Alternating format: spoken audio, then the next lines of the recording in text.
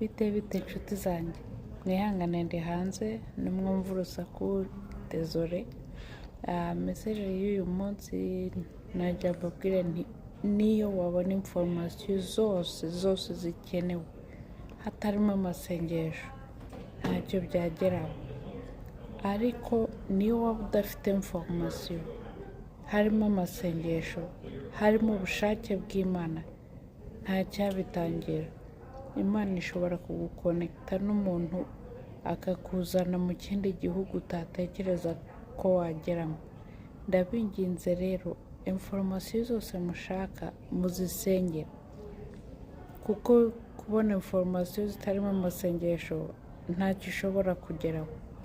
Ntimuvuge ko ntashaka kubafasha, ariko rero ni ahanyu kugira ngo mubishyiremo amasengesho, Imana ibishyiremo